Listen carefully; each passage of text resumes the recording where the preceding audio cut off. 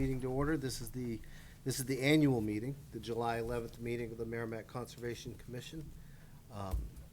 Mike, would you sit in, you were next on the list, sit in as voting member for Cindy? And Dave, would you sit in as voting member for Gage? Yes. Thank you. Public comment. I see members of the public here.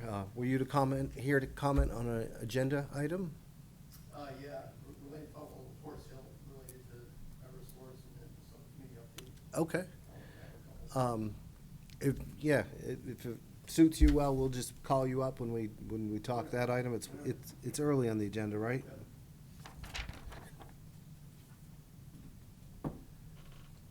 Yeah. Public hearings, we have none scheduled tonight, no appointments tonight, no statutory or advisory business scheduled for tonight. So that brings us to new business, and the first item we have under new business is the purchase of materials to construct a 12-foot bridge at Wildcat Falls. Material costs, and we have the estimates and so forth. The estimates are in the packets. This was an item we know a little bit about, just as a housekeeping note. When we heard about this before, it wasn't on the agenda, so it wouldn't have, we made the decision at the time not to make a motion to appropriate funds on that. If we're gonna do that sort of thing, it should be on the agenda, and we should handle it that way. So you wanna tell us just a high-level overview of the project and the scope? Sure, it's like, there's Andrew Duane, is the one that, he can't be here today, so I'm stepping in for him. This is for Wildcat Falls. There's a bridge on the North Loop Trail that needs to be replaced. And so you also have a material list for that. So he's looking, the price on that is $275.85 for the material list, and that was the end of June. I don't believe it includes screws and things like that. So Andrew's asking for if we can have a limit of $325 in case of any increases, and to buy fasteners, things like that. And that estimate he got was from Reed's Ferry Lumber. We Yep, all have a Reed's copy of it, Ferry. and that was delivered. Yep. So if everybody is fine with that, I'll make a motion. Okay. A motion to have $325 limit to be taken out of Fund 53 for the building of a bridge at Wildcat Falls. Second. Motion by Mike, seconded by Mike Drone.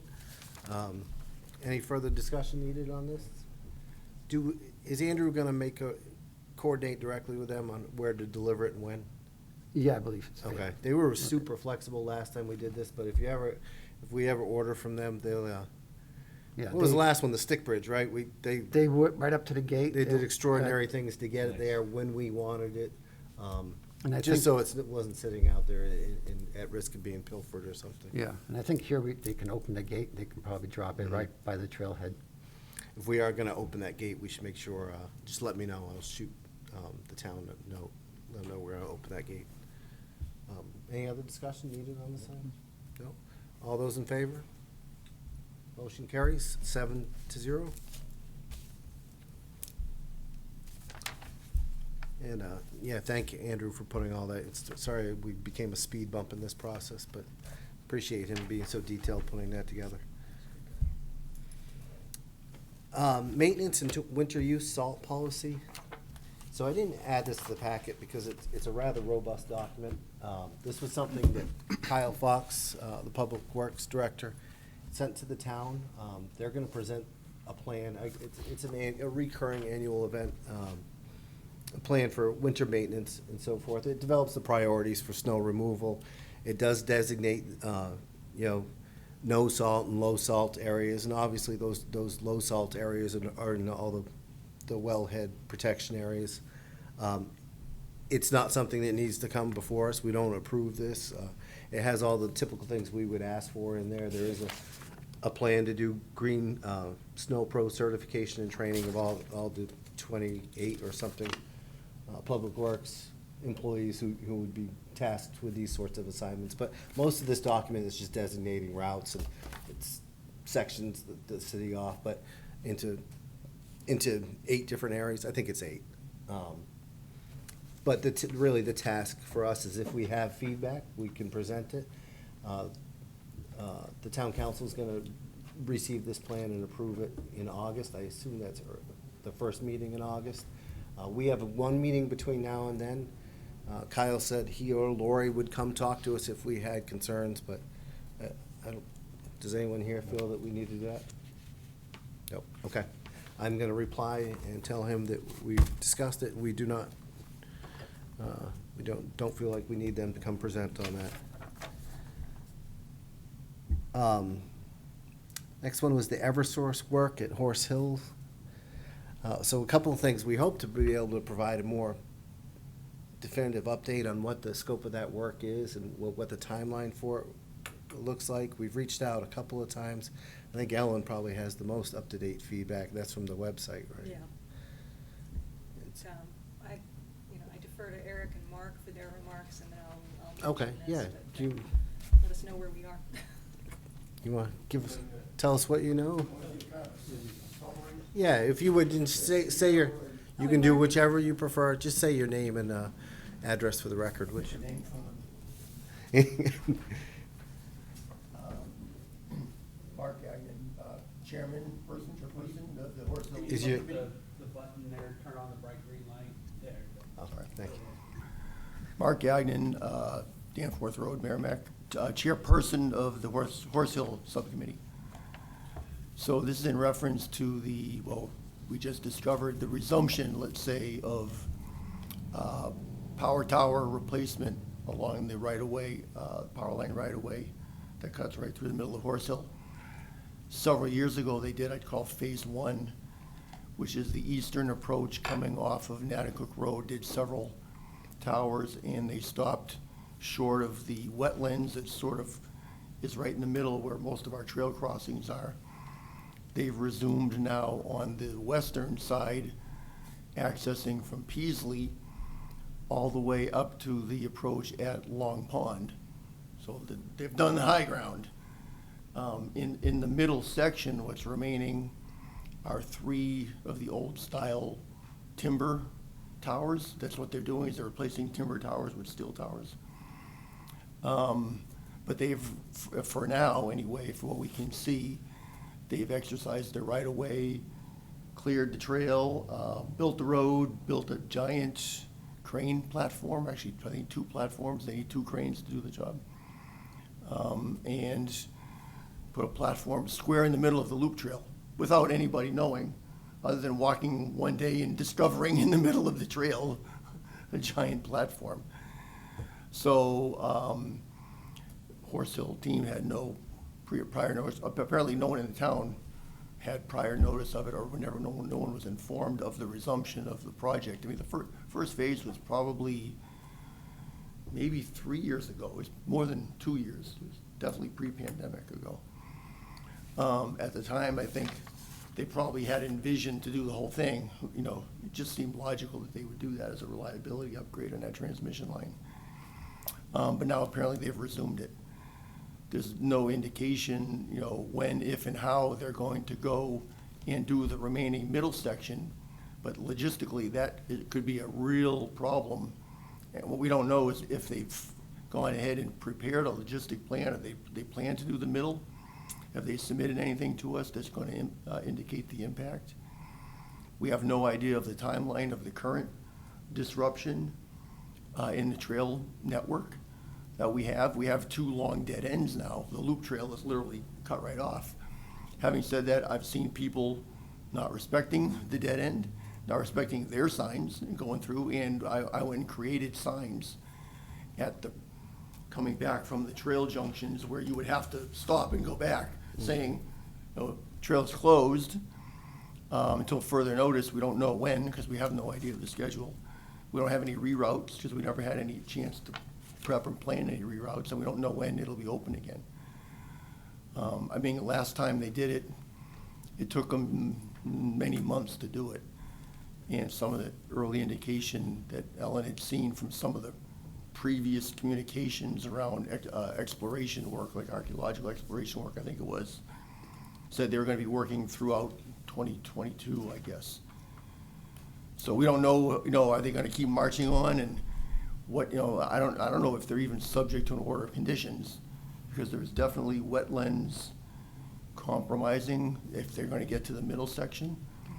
But I don't know if they're exempt from order conditions, or is there anything in place? Did they file a full plan back 2018 or 19, or whenever they did it, and do we have any reference to what their plans are? So we're trying to switch from reactive on this, which we're still recovering from, to proactive for what's next. Because that middle section would be a major, major disruption in the trails and potentially wetlands that are there. And, you know, hopefully we can get to a better dialogue with them and turn it to our benefit in terms of how we develop the trail network or preserve or maintain the trail network going forward. You know, right now, that area has become really, really overgrown as we came out of the big drought we had a couple of years ago.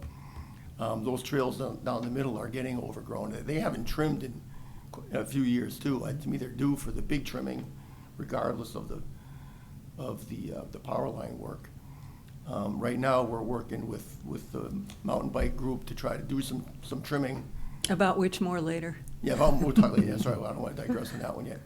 But anyway, that's the situation right now, that we're pleading for some sort of meeting, communication, discussion, someone we can talk to, having them come to the table. Do we have any, I don't want to say leverage, but do we have any standing to get to a position where we're not just being forced to react? Yeah, Steve, I think what I discovered looking on the town website is what the legal idea of what communication is required is not necessarily what those of us on the ground think is required. This was on the town website dated April 7th. Spring, summer 2022, Eversource conducting pre-construction field surveys with an existing power line corridor. Location, Peasley Road. Now, if I saw this when it went up in April, it did not ring any bells. It didn't have the magic words Horse Hill. I did not even read beyond. I didn't click on anything. I just saw the headline. Well, it turns out this is the project that is now slamming Horse Hill. Schedule subject to change. Archaeological testing, spring of this year. Civil work, summer of this year. Line work, fall of this year. Restoration, fall 22 into summer 2023. So that was Eversource's communication, and for all I know, that is all they were legally required to do. But that leaves us wondering, are they going to be mowing that under the power lines where we have trails? Will that be part of what they're doing, or is that something we need to be concerned about? Because normally that's something we would want to see to, but we don't want to do work that they're going to undo. Or Right. we don't want to interfere with their work. How long are they going to be there? Where do they expect to put the platform when they start working on the towers over the wetlands? So Eversource might have fulfilled its statutory obligation. I don't know. It may have. But that leaves us short of what we need to do our job. Does anyone remember, I think, where did we do this last time? It was Greater Woods, right? There was a lot of communication. It was Horse, Was it Horse Hill then too? a few years ago. There was, Yeah. I mean, it's a much more impact of Horse Hill than is the Greater Woods. They might have come through Greater Woods, but I don't even remember that because we don't have any trails going through the power lines there. Yeah, the first phase at Horse Hill that came off Natticook, there's no trails there at all, and there really isn't, it's sort of high ground, there really isn't any wetland stuff. There's one area, sort of a swale, that they put like a timber raft, like a corduroy bridge, you might refer to that as, large timbers that they just laid over. And then they did, as far as they did, then they pulled all that back, and so they did a decent job, I mean, mitigating, they know what they're doing, to be sure.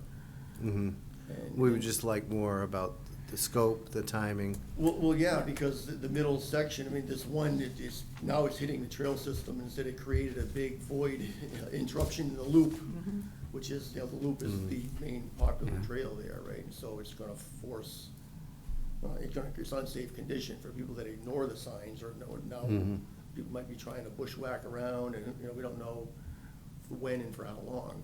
So Watatic Bowman, they can't really access the trail system. It's not related to the Watonic area now, because they're more in the middle section. Because I know the land so well there now, if I was Eversource, how am I gonna get to the middle area?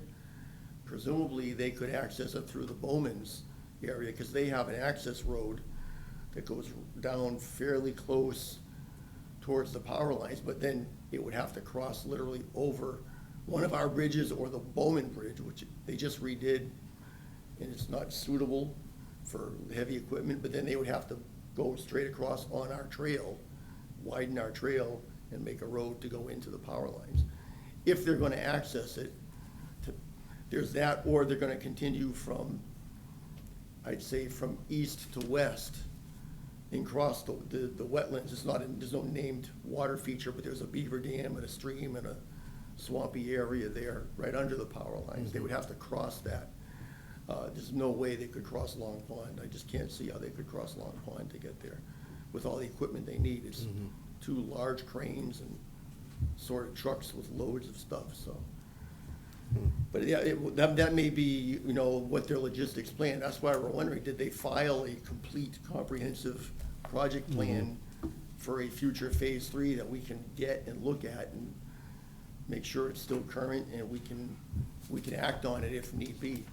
Forest Hill team can look at it, assess it, come back and recommend to you guys, hey, let's build some trails, let's do this, let's do that, Yeah. depending on what that is. I think it's an opportunity for improvements. I always like Right. to look at the positive side, but right now, we're just in the dark about the whole thing.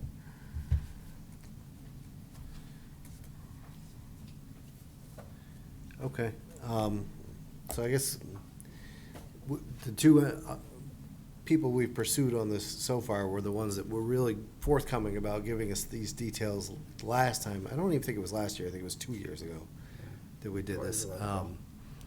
But we haven't gotten anything back from them, so let me turn over some more stones and see if we can, are we sure they're in phase 2 now? You referred to phase 3. Well, they've built the platform, so So- they're not fooling around. The civil work. The civil work, is- okay. is underway.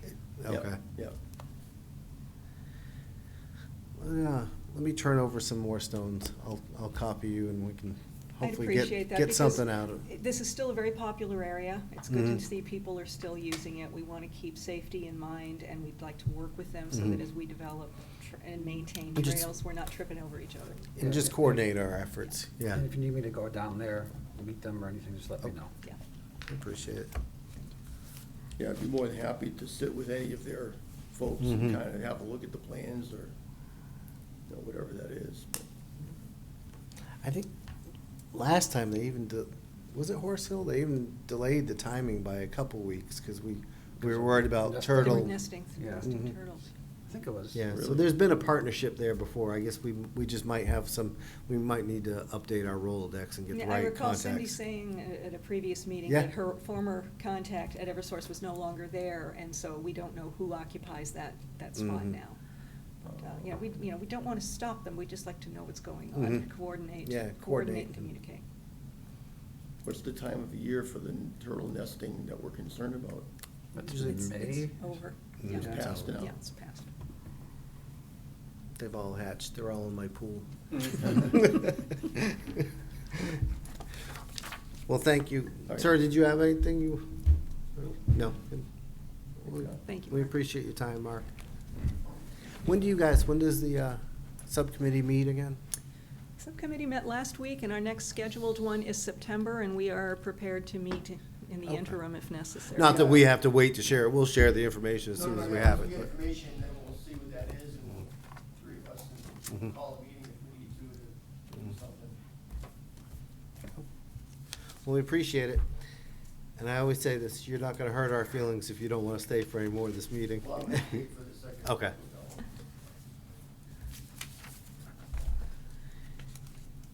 All right, so that brings us to old business.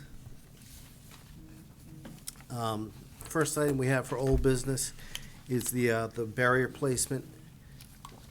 So the last time we talked about this, it was actually at Scalar. We were all down there. We did the special meeting. The takeaway from that was, I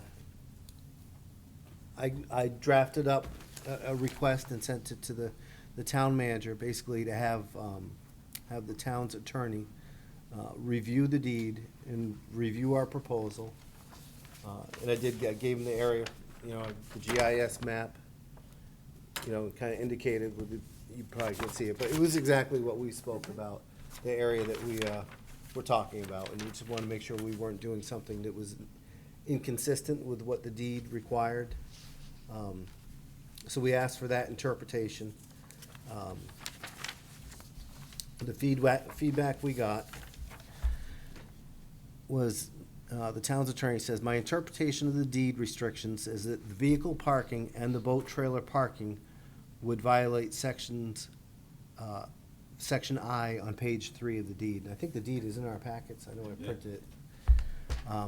Further, the driveways and the parking areas would require soil disturbance, which arguably also violates section E on page 2 of the warranty of deed. So we got the feedback that we were looking for, we got the interpretation we'd asked for, rather, not that, maybe it's not the one we were looking for, but it does kind of open up another can of worms. In that we've probably overstepped the parking lot where it currently is, probably shouldn't have been expanded in the way it has been expanded. It does tell us that any of the access road that we'd contemplated is also not consistent with what we agreed to do in the deed. I don't know. So Say- that's vehicle parking, boat trailer parking, and soil disturbance. And I have the way I worded it up, or the way I worded it exactly. I said, we'd like interpretation of the restrictions in the deed and how they impact vehicle parking, boat trailer parking, and other parking in the area just south of the 73-foot boundary, which is that boat access boundary. So I don't know, I'm only one member, I kinda think at this point, the appropriate response probably is first thing, since this was an item we dealt with this year, the first thing we probably need to do is do a motion to reconsider the motion that we made on April 4th. Any of us that were voted on that motion can make it, because we all voted in the affirmative for that motion. But since we are gonna reconsider it, we probably need to do that first. Does anyone have a better suggestion? Question. Now, we can't expand the parking lot, but can people park in that spot? I Not in think the that's- parking lot, not Mhm. on the road, in the parking lot. Can they park there? I think that's part of the discussion we need to have, but to do that, I think Because- just procedurally, I think we need to make a motion to reconsider our April 4th motion to adopt Plan 2 before we even get to that discussion. Does anyone disagree? Okay.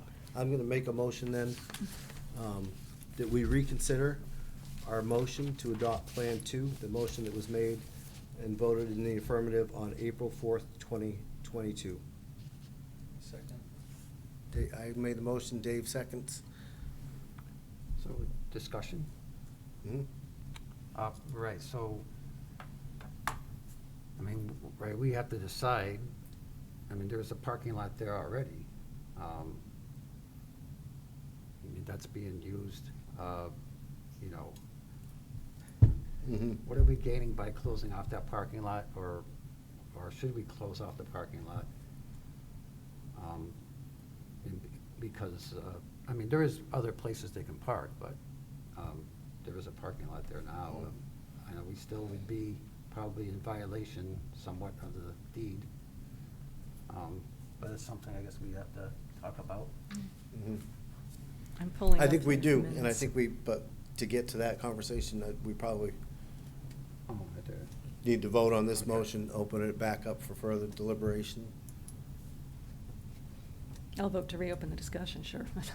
All right, Call the well, all question. those in favor of reconsideration of the motion? Motion carries 7-0.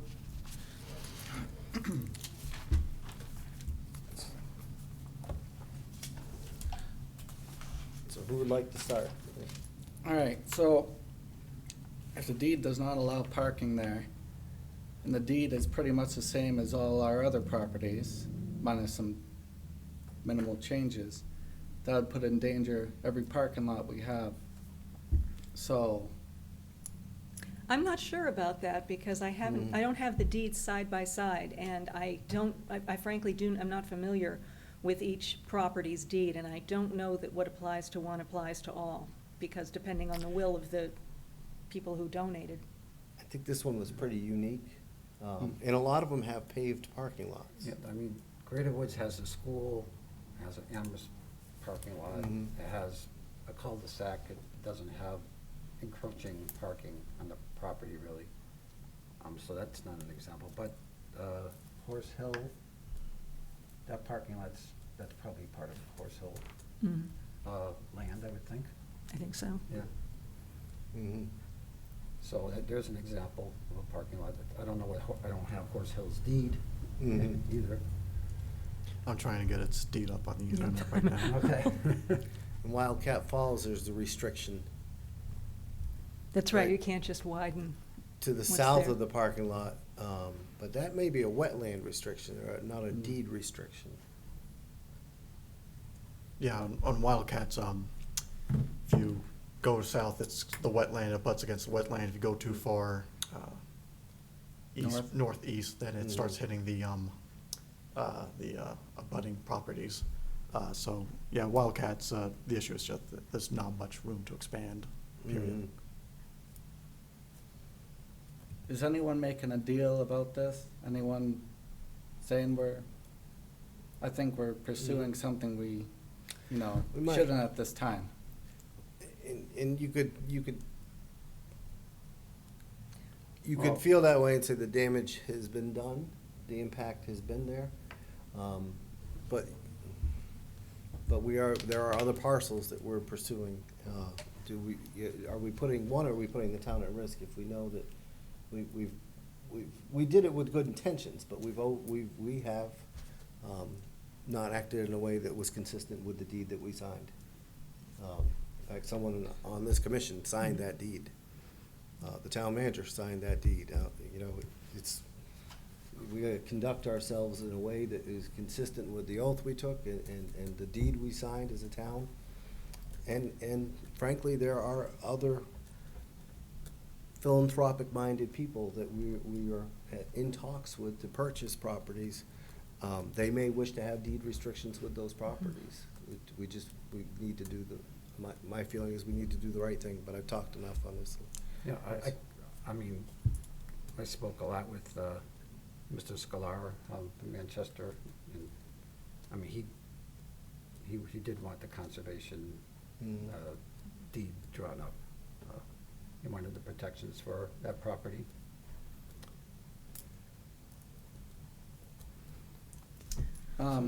Just for my education here, the parking lot that currently exists, that did not exist when we purchased the property, and someone's taken effort to create that parking lot. The one that's just right off the boat ramp there. Is that accurate? Yes. Okay. Well, it was, Not overnight, it grew. It was like there was like a circular, there was a worn out area in there where people. Turned around or They parked drove right there. around, yeah. the banks were plowed dirt, so it was artificial banks, and the banks were cut and leveled, so. I mean, it wasn't like that was pristine to begin with. I mean, it was pretty. But it wasn't a pretty- parking lot. Well, it was parking, it just could only fit a few cars. The one at the northernmost point, that's all on town, that big loop has always been a parking lot. Yeah, it's been kind of a play area for. Yeah. Like Oh, a- it's also And parking target lot. shooting and everything. Yes. Now it's a parking area. I can no longer keep using the excuse that I'm new here. It's been a year. But I have been making a lot of votes, including the one I voted last April, without taking into consideration that there were deeds I had not read. Where I was listening to the people we need in town who do appreciate certain properties, going along with enthusiasm without taking a look at what the deed says. And I need to move forward, knowing what our mission here is as a conservation commission as opposed to a Parks and Rec commission.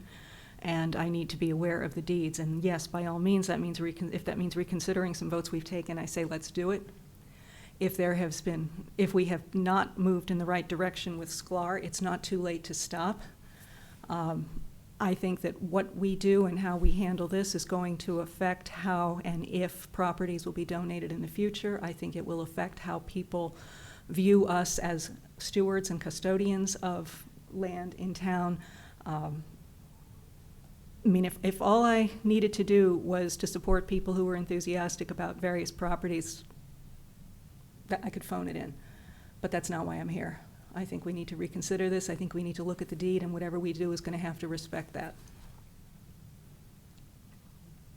Eric? I'm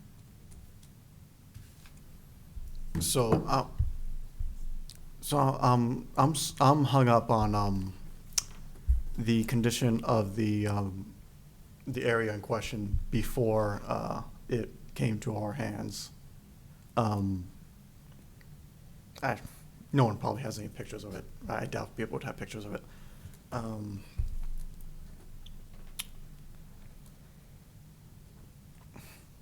So, like, how much could anyone give me an estimate, like, how much the area's been developed since we've taken on the area? It's the parking area that's been expanded and flattened, opened But up. I'm thinking, That's like, the in biggest comparison. And that's the biggest impact, is the parking area. That's much larger than it was. It's flatter, it's flattened out. It was made for parking. That did not really exist before. There's always been rampant misuse, and that trail network, I mean, Yes. we, Yeah, I mean, right, the whole place was pretty rutted up. Okay, because, yeah, I just don't, because I never went to Sklar before, and I don't have a good place of judgment on, sort of, how it's changed. So that's just what I'm sort of hung up on right now. Well, there's no question it's changed, except for the expanding of the parking lot. The place is better off now than it was before. I mean, I think, it's, it used to it's, look it's like a dump. it's managed now. It's, vehicle traffic is much less of an illegal vehicle traffic is 95% less than it was before. There's people down there all the time now. It's cleaner, there was tremendous efforts to clean the place up, and, it's being cleaned constantly now. These guys are down there. So, yeah, I mean, if we're going by the deed, I totally understand. If I hear Eric, to you, it comes down to what's transpired since we signed the deed. What did it look like? Which we There's a yearly aerial view that Litchfield takes for their GIS that can be viewed. They do it every spring, so you can see the changes over time. Dave, They you've been take it. silent. Parking area is bigger. What are your thoughts? Well, I'm very torn, but I'd have to go with a legal opinion. Main thing, it's a nice park down there, a lot of people enjoy it. I think we may get a negative connotation out of this because we're shutting down more area. Townspeople pay for this stuff, they can't use a lot of this stuff.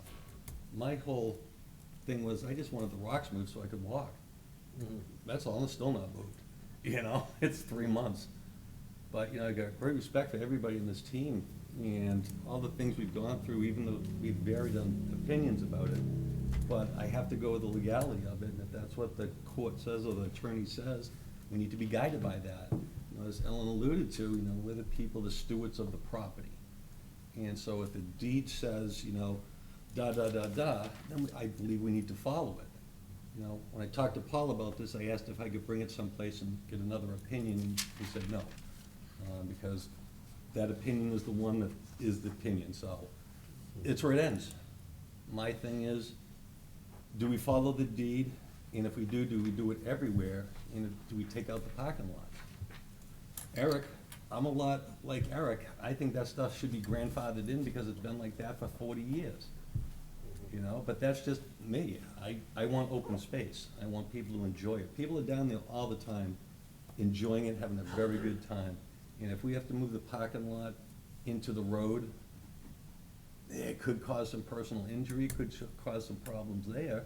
But we've got another quasi parking lot up in the back. We were saying for overflow for trailer parking. We could utilize that as a parking area. But we need to do something drastic because people, you have to change, it's a paradigm shift. You have to change people's behavior and thought process because they've been down there, they've been using it all this time. And now, you know, rocks went up, so a lot of people were upset about that. But we talked of why they went up, to stop the traffic, and a lot of people understood that, and they supported that, as myself, because we don't want the traffic in there. But it's coming down to the point now, okay, the deed is the deed, it was read one way, it was interpreted one way, and that's how we have to live with it. So I'm stepping back and saying, I will follow the guidance of this committee and of the deed and the legality of it. Now, moving that parking lot or whatever is gonna cause a lot of trouble. Because people are gonna wanna park close to the water no matter what. They park on the beach right now, they park in nooks and crannies. So it's just gonna encourage more of that. Now, we could move the parking lot to the other side of the road, but that would require tree cutting. So, in my opinion, we should leave it as it is, because we don't have to cut any trees where it is. Another thing, we could ask Mr. Sklar if he wants to give his opinion on it. Because he's the only one that would be able to press the deed. To change the deed, though, Can't change it would be massive, The even if they were wording. amenable to it, it'd be like doing another closing on the property, right? I think more of a The financial. letter of understanding from him. So, I mean, I think Dave hit the nail on the head. We have an attorney that the town employs. He reviewed the deed, he gave his legal opinion for us to do something different, like leave the parking lot where it is. And that would defeat the whole purpose of us retaining legal counsel. So I think there's only one thing to do. The right thing to do is to abandon that parking lot where it is.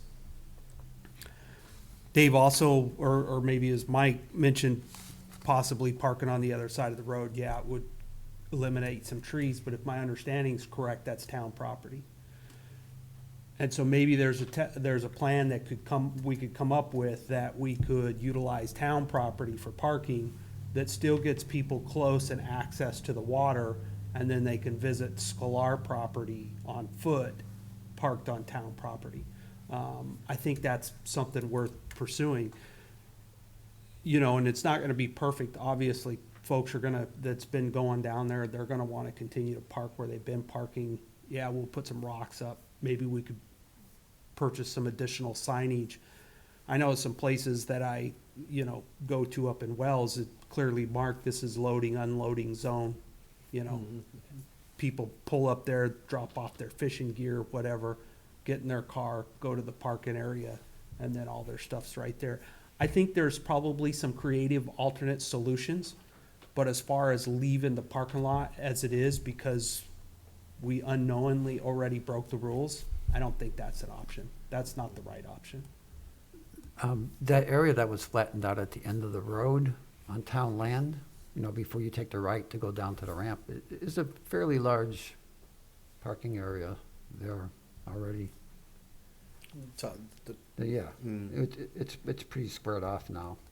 Dave and you and I measured it, do you remember, when we walked it in April? That No. road is, at points, 18 feet wide, I think, that's the width of Daniel Webster Highway, but it's not accommodating two-way traffic either.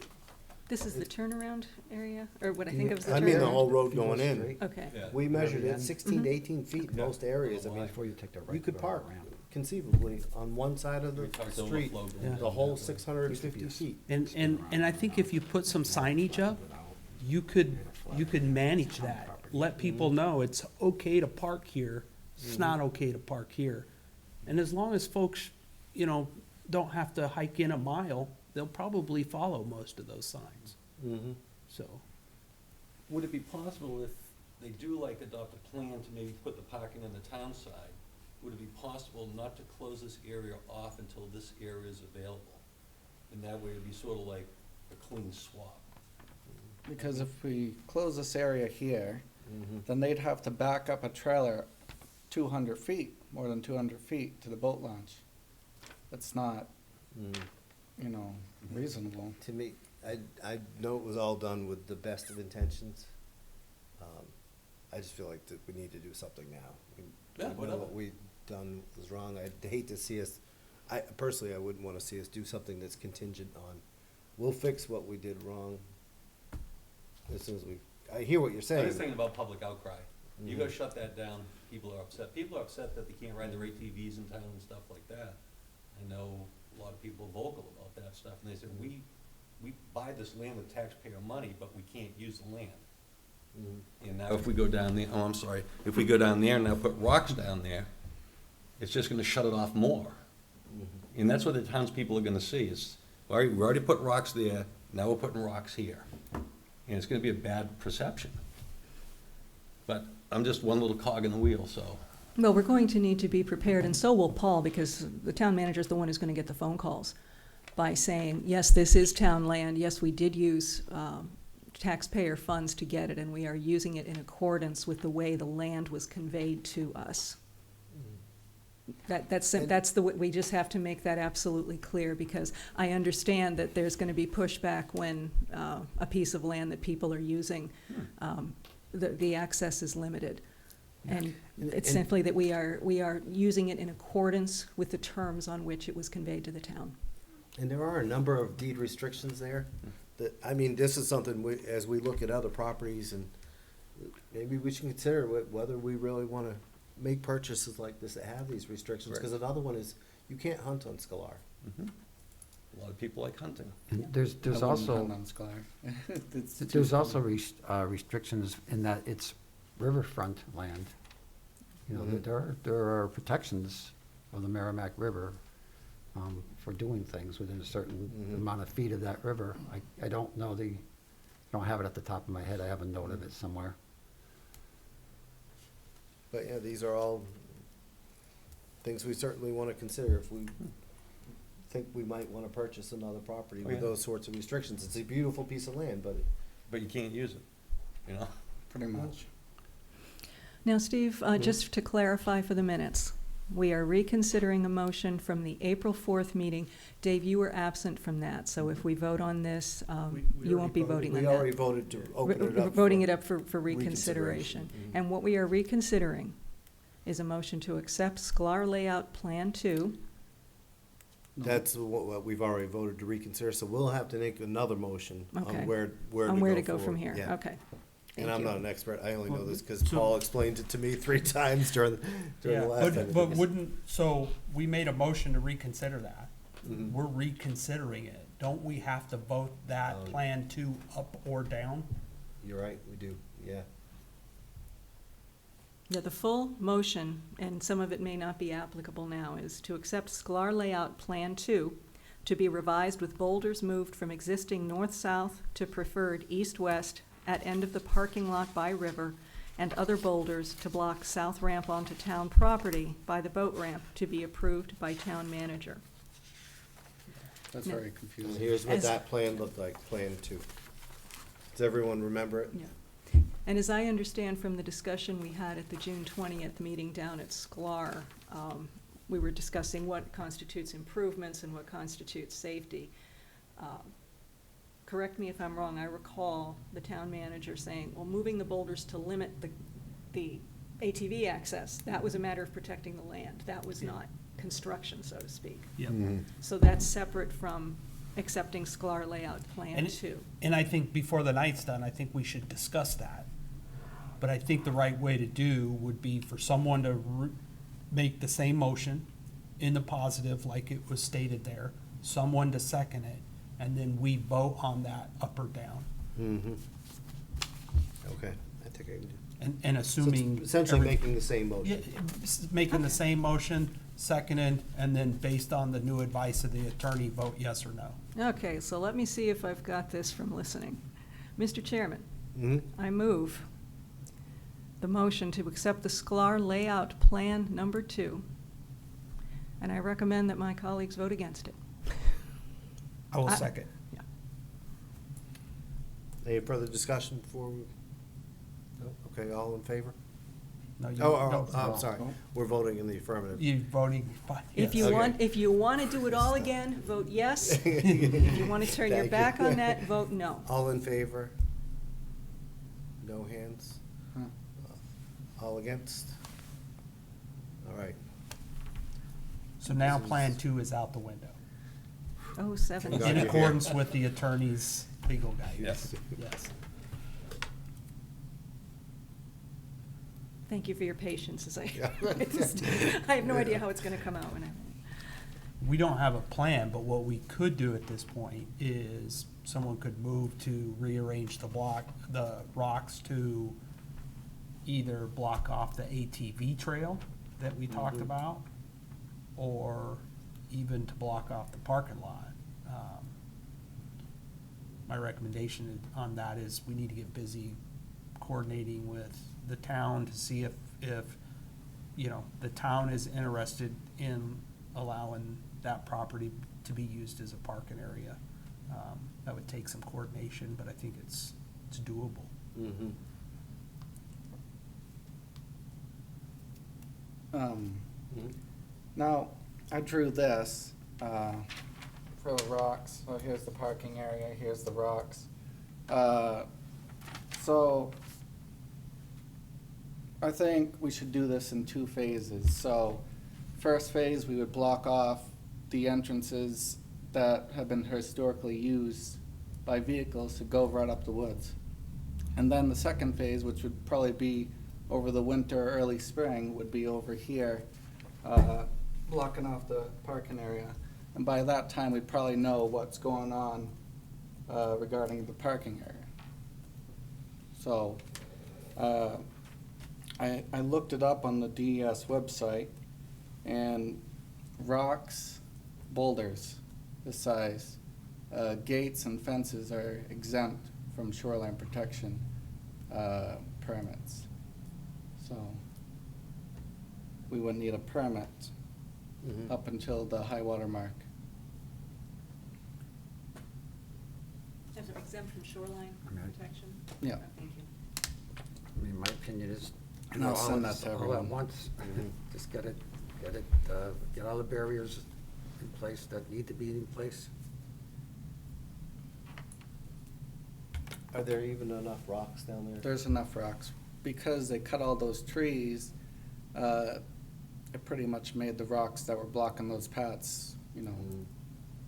Available. available. So we have more than enough rocks to get this done. So you talking about just blocking by the river? You talking about blocking the parking lot? First blocking the 3 entrances. This one's covered with brush. That one is the dip that some people have been using. And the river's at the bottom. The river's over here. Over here. And this one right here, there would be a 30-something inch opening to allow for people to access the trail right here. We'd also put in we'd probably keep the rocks there, and add a couple of rocks at the top over here. We'd have to determine the high water mark first before we did And that. that's, but nothing's getting blocked off. The parking lot's not blocked off. The Well, drive-through is No, not blocked well, off. this is blocked off. A tree's also fallen there See, too. this is making, not to interrupt the train of thought here, this is making it virtually impossible to capture this Yeah. dialogue Yeah, yeah. for the You're right. purposes of the minutes. So I can see what you're talking about, I Yeah. know what you're talking about, so just for the benefit of the minutes, what Mike is talking about is blocking to the south of the parking lot. To the south, so blocking the large, right? Blocking the large access points to the south of the parking lot. Yeah, Not creating a barrier along the boat access road. Okay, so. Well, so it- what I know, heard I you didn't say do was much number better, one, it's just, block off we've past gotta the- remember that someone's gotta transcribe these into minutes, and that And person it- can't see that picture. Well, it would Clarity. keep the barrier that's already there on the little loop that we were talking about opening. It would just open up the middle for walkers, and it would add some boulders, next to the boat launch. So it makes it harder for them to drive around onto the beach. Right now, half the beach has deep ruts in it because they've been driving around it. The low water, I've seen them drive all the way down across where the brook runs in. Yeah, and that brook part is now dry enough that you can drive across, if it wasn't for that tree that snapped in half.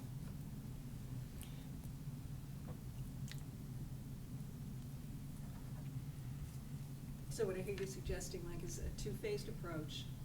Now block off paths to the woods, Yeah, and then later. We would possibly block off the winter, parking. Block off parking area later this year. yeah.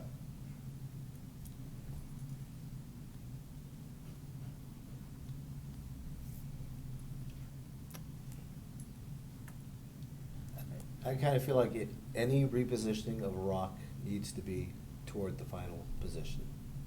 And not a fan of the two-phased approach. We know now where the barrier needs to go. The barrier needs to go right along the property boundary. The property boundary is the south side of that road that goes to the ramp. So if you draw a straight line from the ramp up to the corner boundary, the northernmost boundary, that's, Yeah. in my mind, where the boundary goes. And it's not aesthetically pleasing, but the other thing, I don't like the idea of asking Mark to move those rocks twice. It's not aesthetically pleasing, but if the way to most quickly and effectively control that is Jersey barriers, I would be open to that. Have them delivered, the company could put them in place. What would it take? Well, Separate them 5 feet, because Kyle said that's what we need to make sure Yeah. we're in ADA compliance.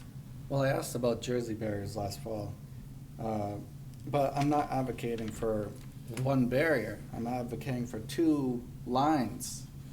So if they do get past the first one, which they will, they'd be met with another one. Yeah, and that's fine. yeah. It would just be But- too much work for them to Yeah. bother.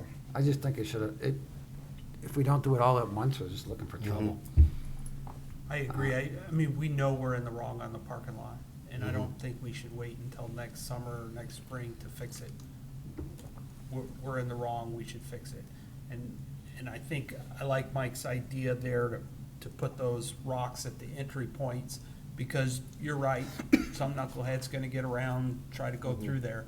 And if we put them further at the entry points, it may prohibit them from going back in the woods on those trails. May not, but we'll do what we can to prevent that. But in the meantime, at the same time, I think we should block off the parking lot, because we know we're in the wrong. We've received legal advice that said we're in the wrong there. I think in the meantime, we've got the little turnaround point at the corner up there that's on town property. Maybe we could approach the town, get permission to put some parking signs up there, and use that in the interim until we figure out the grand plan of, are we gonna park along the road? Do we wanna remove some trees and create a parking lot on the north side, or some more parking area on the north side? I don't know what the final plan is, but I think there's an interim solution. We can use that turnaround spot until we figure out where we want folks to park at. In the meantime, I recommend we close off that parking lot. I agree, Andy. I agree with you. So how do we close it? With what do we close it? We have the rocks there that we need, and Mark has already said he'll do it. We can have it done within the month. Do we have enough to block forward and back? Yeah, Yeah. yeah. Dave, you confident we have enough rocks down there? There's also another pocket of rocks as you head down on the town section towards the north end. There's probably 5 or 6 large rocks there also that can be accessed. Were those for a purpose, or a future purpose? or I have another? no idea. I mean, they've been there forever. Yeah, you gotta remember, years ago, they were driving all over the place. Yeah, these are piled on the side, not on the Yeah. trail, but Yeah. tucked to the side. I've showed it to Mike. And I I greatly appreciate Mark's willingness to help, and we definitely, I'd take him up on it, but if for some reason he can't get down there or whatever, I think we need to go to Paul and get DPW down there. Yeah. And have the rocks spaced 3 feet to 40 inches apart, Yeah. so, yeah. And even where there's, We you gotta know, be careful. there's plenty of room to walk between them, they don't have to be touching. Yeah. We don't care about foot traffic. I think Kyle said 4 to 5 feet, didn't he? I'm sorry, for, 5 feet sounds like. You might have been, Maybe. Kyle said 4 to 5 feet. I did too, I mean, I always thought an ADA doorway was 36 inches, Yeah. but Yeah. I Yeah. think Kyle Oh, did, yeah. and He Kyle did. knows a lot more about it than I do, but I think he said 4 feet. Mhm. Yeah, right, 4 feet. Yeah, go 4. Yeah.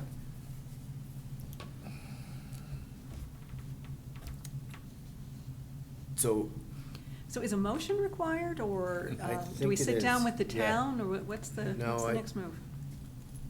I think, I like the motion that Andy, of what Andy said. If we could put that try to to motion. repeat it? so is it something like I'll- this? Is I'll- it, I make a motion? You want me that to we- give it a go? What's that? Yeah. So, Mr. Chairman, I move that we approve a plan to move the rocks on all 3 entry points into the woods on the south side of the parking lot. And at the same time, we block the entrance to the parking lot on the northern boundary of Scholar Park with a follow-on action to approach the town to utilize the town property for temporary parking until we come up with a long-term parking solution. I second that. Approve a plan to move rocks to the south side of the parking area while To- blocking the north side. To the south side of the parking area to block the 3 entrances into the trails. 3 entrances to trails, Is that right, Mike? There's 3 entrances based on your, while blocking There's north side parking.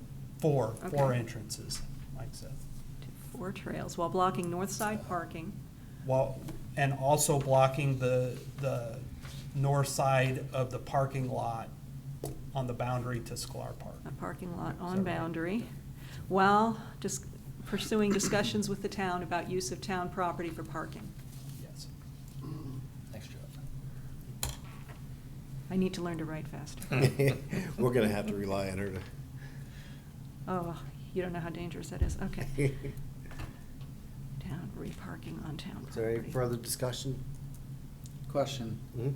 what about revegetation? The soil is Mhm. unfit for any growth Again, because of the, was it silt or something? Yeah. I mean, that's something that doesn't have to happen now. Could we give Mother Nature a few months to work that out? It's not gonna work. The knotweed will spread on it though, Mhm. which we have a very large population on the western side of that parking lot. So what are you recommending? We could plant stuff there, this spring, this fall or early spring, Silver maples. something. Which are river floodplain trees. Maybe something, some bushes or something. So would the Uh, appropriate course of action might be when we place our seedling order at the November meeting, when we're determining that, Yeah. we'll have a body of evidence. We can see what this next 6 months does to that parcel. And, Yeah. if you think of it, we can bring it up then and maybe add to that purchase whatever's needed. We're not gonna get a better price from anyone than we get from the state nursery. Yep. Any further discussion before we vote on this motion? No? All in favor? Motion carries 7-0. Okay. Next item on the only other item on the agenda under old business is the Greater Woods Blanding Turtles. Blandings Turtles. We did get, so I guess this project is finally over. How long has it?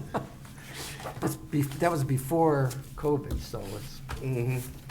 Gotta be 3 years? In an attempt to prepare to be secretary, I just went back and read 5 years' worth of minutes, and yeah, you can drag me away now, and it was 3 years. Was it 3 years? It was Well, amazing. In the interest of transparency, we felt compelled to put it on the agenda because we had. Follow-up.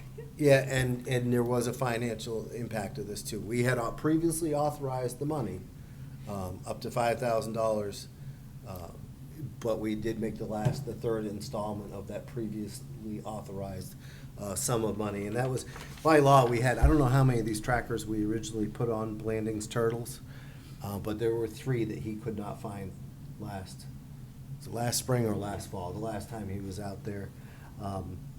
So he did, the feedback they gave us was they've completed the removal of the transmitters on the Blanding's Turtles, and we did that. We made a motion that we didn't want to continue to, it had yielded results. It was good research. We learned about these turtles on that property, but we didn't want to continue to, or didn't vote to continue funding it. They were able to successfully locate and remove the transmitters on the male and 1 female this year. The other transmitter has been in the same spot for almost a year, indicating either the other female died or the transmitter fell off. And he believes it's probably the latter, based on the age of the turtle. So it was pretty much it. That's interesting. So that project was concluded. And Blanding's Turtle are state threatened, I think. Yes. Not endangered, but threatened. Is that what it? Yeah. All right, any other questions about the turtles? All right, move on to the annual meeting portion. All right, so to start with, I can give you a little bit of background on the rules of procedure. So if you've looked for a rules of procedure and wondered why we didn't have one, it's because we had bylaws. They're listed on the Conservation Commission page. So basically, the effort that the town helped us undertake is to modernize those 4-page bylaws and bring them more online with what is currently used for the planning board and the zoning board. Recently redid their rules of procedure. So it's a little more robust. It clarifies a lot of areas that were admittedly pretty vague in the old one. You should all have a copy of this in your packet. It's the new 8-page document. Hopefully everyone's had a chance to at least read through it. I will slow down if someone wants to, but otherwise I'll go through and just talk about some of the highlights.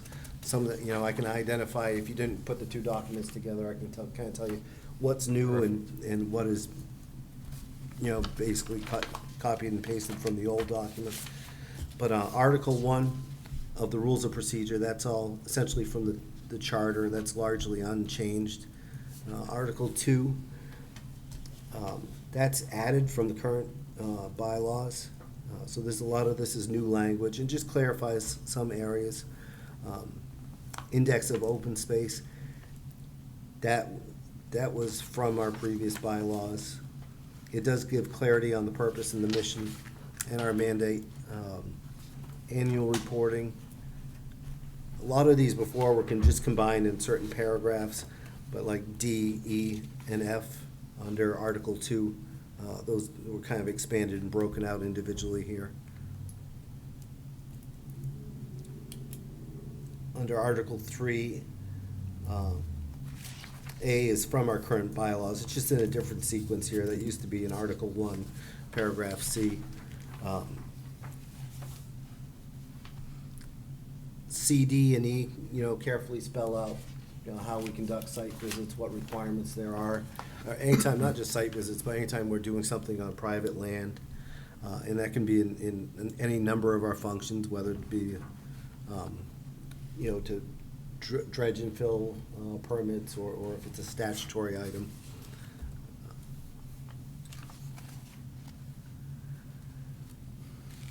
If I'm going too fast, or there's something that someone wanted to, talk about or dissect a little more, just stop me here, but otherwise I'll keep going.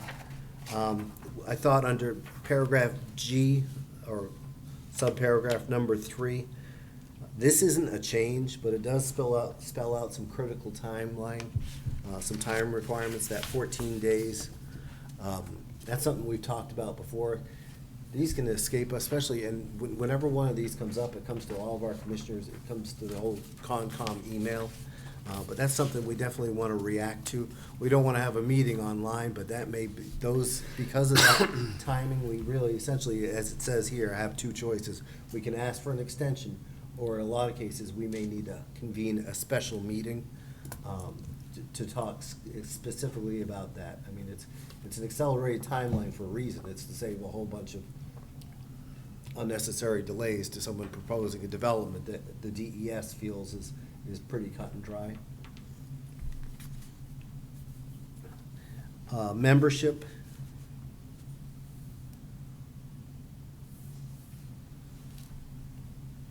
Again, a lot of these are from the bylaws. It broke them out, and it talks in a little greater detail about some of these. One thing it did highlight here in paragraph E, so if the town council ex officio is here, you know, an alternate cannot be appointed to sit in for Andy. I think we may have done that previously. Yeah. I didn't realize. But I did ask for clarification because it jumped out at me and it looked different. And Tim Thompson did confirm that there is a statutory reason why that requirement has to be there. A takeaway we should probably follow up on, and I can put it in my notes, I'll follow up with it. I wonder if an ex officio at a subcommittee meeting is absent, whether an alternate can fill in for them. But, and Tim's reason was because obviously the counselor is elected. You know, a member of the Conservation Commission who's been appointed can't sit in for the counselor. The rest of these are largely unchanged.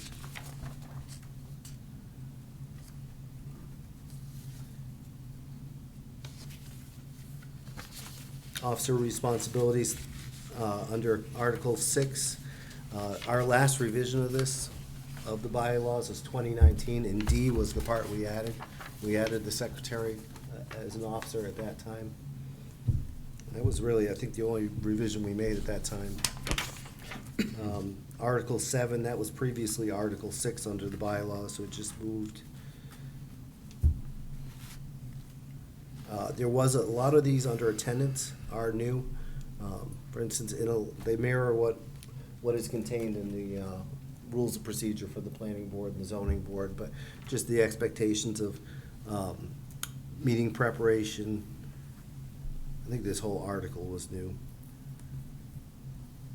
It did definitely clarify it if a member is absent and arrives late, you know, what the procedural requirements were or how to handle that. Mike, last time we talked about bylaws, you had brought up under Article 9, meetings, paragraph B, requirement for, or the prohibition against Sunday or holiday meetings. I think last time we voted to keep that. But again, these bylaws can be revisited, or rules of procedure can be revisited anytime. We must review them during our annual meeting. But if for some reason we feel a compelling reason to change something in here, we just need to put it on an agenda and handle it that way. So would that, Article 9B, would that be for subcommittees also? Just, No. Just Conservation Commission? Mhm. Yeah. Although you bring up a good point, are we being inconsistent? I guess I'd leave that up to the subcommittees if they feel like they should take it out or not. I mean, sometimes it's the only time people can get together is on weekends. Mhm. Mhm. Yeah, I think a couple of subcommittees prefer to meet on Sundays. You know, and it's a little bit different because this commission receives a lot of support getting ready for these. You know, we'll get blasted with the white light if we don't push our green buttons and so forth. We certainly wouldn't want to do anything that requires the town to bring in a town employee on a weekend or a holiday. Annual meetings, paragraph F under the same 9. So there is a change here, a subtle one, but it moves the annual meeting to July. And again, this is draft form now. We can vote to approve or amend this. So, But so right here it says May? it says May, Okay. and the reason is because that's when the other boards and commissions, or at least the ones that have adopted this new rules of procedure, they do theirs in May. But will be July. What, we can be July, or we can be May. I guess what Tim and Robert Price were suggesting is why don't we just do it in May when everyone else does it? And when you think about attendance, May may be a better month. I mean, people are vacation in July. Yeah. Well, I think it's good for July or after because the new members will be seated. So they'd be given a chance to input. It's interesting. Yeah? It may be challenging for a new member, though, that hasn't been on the commission. Just devil's advocate. In July, this would be a meeting, if we had no statutory business, this would probably be a meeting. On a normal month, we might have foregone this meeting. Whereas on- May, it feels like there's a more robust agenda usually in May. Yeah. Eric, what do you think? So my second meeting on the commission was the annual meeting. I was pretty positive on it, other than the fact that I think that one went like 3.5 hours, something like that. But other than that, I did enjoy having, learning all these procedures so early on. So I really have no strong feelings on whether we should have the annual meeting in July or May, but I would say that I am perfectly happy with a July annual meeting. But, whatever makes it easier for everyone in the town. Dave? And Strong? I would go with the same, whatever the majority goes with, to myself, it doesn't matter, May or July. And if it's in July, what if someone's term is ending, they want to reapply, but then they're challenged by someone else and the town appoints someone else? Now your new chair is gone. So, I don't have strong feelings. You? I don't. I don't. It's- I'll go with the will of the commission. I do think you bring up a good point. This is a July meeting. We got 2 alternates filling in, and we barely have all the seats full. What if we had one more person gone on vacation? So July does make it challenging as far as people wanting to get out and go on vacation. I'd hate for someone to work all year and miss the annual meeting because of a vacation in July. Mhm. But same, I really don't have any strong feelings, so if somebody had a strong feeling it should be in July, you could probably convince me. Is you feeling strong? Well, actually, I wasn't even considering that people go on vacation in July, but yeah, actually, concerning that, probably it is best to have the annual meeting at a time when you're more likely to have everyone there. So if that's May, then yeah, sure, I'll support May. May? You're feeling I'm strong? for July. Of course. Or August. It doesn't even have to be either of those 2 months. Or it could be June. Mhm. Consistency. Yeah. Yeah. Yeah. Let's be consistent with the Yes. other boards. With the I other guess. boards, Yeah. go to May? Yeah. That doesn't appall you at least? Well, You keep it May. Cool. Quorum, recusals and so forth. A lot of this is good information. Yeah, I mean, this they is were new to in me. town documents, but we've had this, debate before, someone, just whether you should, I think somewhere in this paragraph, I didn't highlight it. I highlighted most things. Somewhere here, I think it does outline, this is always something that comes up, especially with when we make a motion, and vote on approving the minutes from the previous meeting. Some of us feel comfortable doing it, some of us don't, even if we've watched it, it spells that out in this paragraph. Mhm. Yeah, It's like not that. wrong to vote for 'em, to approve the minutes. Again, if I'm going too fast, just cough or something and I'll slow down. I just assumed everyone had read this, and if you had highlights or questions, you'd stop me. Meeting procedures, Article 11. I think I was gonna recommend we make two amendments to this. I think we should have a separate bullet number for statutory advisory business. The other, I think this was modeled after, like I said, the other commissions, the other boards. I think we need to pin that in between B and C on here. Because those people, we gotta keep in mind, be cognizant of the fact that they're paid. They're all paid hourly. Most of the people that come present to us, most of them are engineers, and they're off hours to come. I think we should just, solidify that their position in our agenda is always at the top.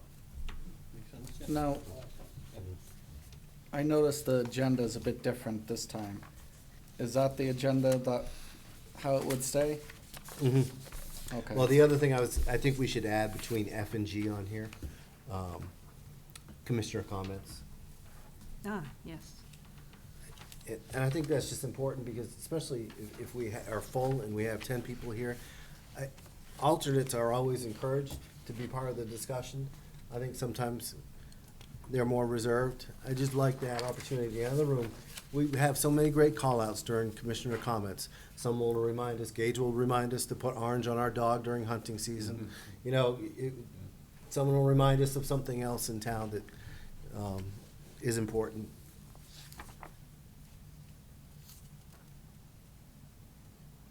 Now, is the appointments going to be on this? Appointments?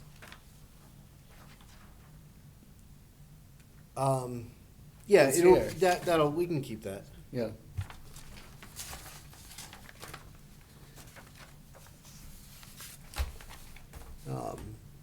Article 12, voting.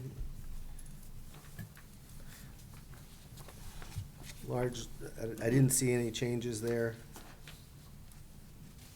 Oh, abstentions under paragraph F, that's where it talked about, you do not have to abstain on something like the minutes, even if you weren't here for the previous. Records and administrative procedures, this was new, this was added, but it really clarifies something I think that comes up a lot of times, how to appropriately do this. It does highlight that subcommittees of the Conservation Commission are also responsible for completing the meeting minutes in accordance with these same guidelines. And it refers you to the appropriate RSA if you want to look at that. And I think that was good that they include that in this document. We gotta be, the ex officios need to really be on there, on top of that, just to make sure it's the undoubtedly the most unattractive thing of having a subcommittee meeting, I'm sure, is putting together those notes and minutes, but It is. it is vital. It's a statutory requirement. It's the Right to Know Act, and it can be done. Any feedback, questions, comments, things we want to talk about? Yeah, question. So, in Article 2, duties and responsibilities, this one isn't new, this is from last year, right? A lot of it is from the previous, from the old bylaws document, Yeah. but it's not word for word. It's broken out and it's expanded upon. Do we have an index of all marshlands, swamps, and other wetlands? We do. It's it was something that the commission chartered, GZA did it. I think a lot of you have this, but you may not. I don't know why I printed this on very large paper. But this is the one that, I can send this back out. This is, when we dust this thing off and break this out every time, usually when we have a non-public or something, we're talking, trying to evaluate a parcel that we might be interested in. Have most of you seen this? I don't have it, but I've seen You it. don't have it? I'll resend Yeah, it. Let me put it in my notes. It was completed, I think, 2 years ago. It was. Yeah. Yeah, I mean, and it was a multi-year project, and it was It looks something it. that the Conservation Commission spent a lot of money. And they did a fantastic job. And it was a bit of a success story, because it showed where a lot of our acquisitions had been in the areas that, hydrology and other science suggested were the most vital and valuable parcels in town. But let me make myself a note, I'll resend this out, I just carry it with me. I think it would be beneficial if we had some sort of a shared drive or something that we can have access to any of these documents. Or let us know if there's a link on community development, because there may be, and I just don't know what the link is. Mm-hmm. Sometimes digging through websites, stuff emerges that I didn't Yeah. know was there, like a letter from Eversource. That's it. The other thing it didn't clarify here, and I don't know if it was something we would want part of our rules of procedure, or if we wanna do it on a case-by-case basis. A lot of times when the subcommittees have when we have a new person that has shown interest, we have to make a motion to appoint them part of that subcommittee. I don't know how we want to do that. Tell me what the will of the commission is. The town council has a great way to put us on here. They have an appointment committee. It's not taking the entire town council's time. They ultimately vote on it. We don't have an appointment committee. I don't know if we feel like we need to take time during these meetings. If the representative, the ex officio comes and tells us about that person, and we just want, so we used to do just a short bio, right? And Someone would bring a bio and say, this person wants to join the subcommittee. I think in the past, they used to come to one of our meetings, but COVID kind of changed that. It did, and now I guess that's why I brought it up. How do we want to address that? How do I we? think, like you said, with those two people recommending it, I- they shouldn't have to, if those two people recommend it, it should just be, rubber stamping it. I mean, Yeah, but I know as a commissioner, I would like to meet new subcommittee members. I'd like to see them, they could be scheduled in the beginning of the meeting. And yeah, it would pretty much be a rubber stamp, but they'd get to meet the commission and we'd get to meet them. And there could be value in them meeting us. Yeah, We're not but- saying we take, we're not saying we do a 30-minute full commission interview or something, but just to introduce ourselves or. Yeah, it's just a couple of minutes. but then if it's 4 people, having them scheduled on a Monday evening, that could last a while. We could be stretching this for 2 months. I don't remember in the past, subcommittee appointees coming in and it lasting very long at all. Well, I mean, for scheduling them to come here. Eric, you've added members, what? So members we've added since I've been on Horse Hill Subcommittee, there was Christine Azaka, and she came in for a Merrimack Conservation Commission meeting, I think. The most recent one was Kirk Ware. I don't remember. He We did met also. him too. So, I don't, I think it's sort of a, I don't think there should be any rule set in stone. I think it should be, because I remember, I feel like the last time we had subcommittee members scheduled to come in here, it was for the SCLAR subcommittee, and I think we decided that they didn't have to come in, we just sort of rubber stamped it. I think it's nice to meet subcommittee members coming in, but at the same time, I think it should really go at the convenience of the people involved. Mhm. And all I'm trying to do is provide consistency here. Maybe we don't have to outline it in these rules of procedure, how we're gonna do it. But I think for me, or whomever you elect chair after tonight, it's helpful to just know what does the commission want? Do we want to meet them? Or do we wanna give them the choice? You went through it. What would you prefer? Was there a value in you coming and sitting, talking to all of us? Did you say, Well, it's a well, that was nervous- nice, if I it's a met them? nervous thing, but I think it's also important for a person to come forward to do that, because it breaks a barrier. In other words, they have that much interest, they're gonna come here and face the fear of public speaking or something in order to come on the board. So I think it's kinda good. You get to see people, go with him. You want the hazing up front. Yeah. That wasn't exactly, no, well, you made the opposite argument. That's exactly why I wouldn't wanna bring someone here. Yeah. So- You know, it's very stressful for people, and a lot of people in today's world aren't used to public speaking, and they would probably bow out of not coming if they were forced to. So, It's gonna come up next meeting. We have a candidate for Greater Woods, and we have, 4. so what do we want? Do we They want don't to need to invite them and make it invitation only? Yeah, I mean, 2 of them was at the special meeting. Mm-hmm. Okay. So- We'll do it on a case by case, I guess. Yeah, I like the idea of an invitation, and if they wanna come and meet the commission, they can. If it's not their, you know, their thing, they don't want to, I think that's fine. I think as long as there's an interview process to make sure that these are, you know, folks we want representing the town, we want sitting on the Conservation Commission, right mindset. You know, I think as long as you're involved in the interview, whatever subcommittee's involved in the interview, it's recommended by those individuals to the Conservation Commission, then I agree, then I think we just go through the motion, and if they accept the invitation to be here, then that'd be a great opportunity to meet the team. If not, still appoint them. As long as they're recommended. Mm-hmm. Yeah. Sounds good. Yeah, okay, that's approach we'll take. Would be nice if it was, I would encourage you, if they don't want to come here, to make sure they attend one of the subcommittee meetings as a member of the public before we vote on them.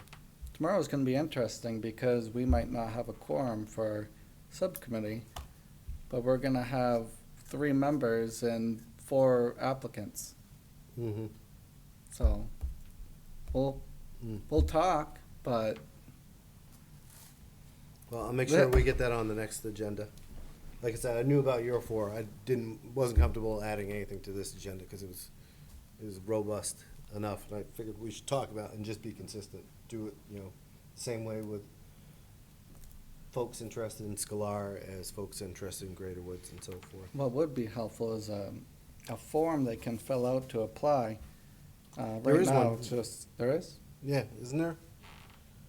It's the same letter of interest guidance that you filled out to join this commission. Oh, I didn't know Yeah, subcommittees. they did just that. don't have to give it to Becky I Thompson. don't remember. Mm. Any other discussion needed on this? No. So I will make a motion to adopt the rules of procedure with the amendments stated to the agenda article. The addition of those 2 items, statutory business, third on the agenda, and commissioner comments, second to last. second? Second by Dave. No further discussion, all in favor? Motion carries 7-0.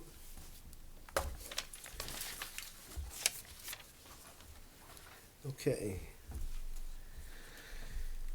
All right, we need to hold our elections.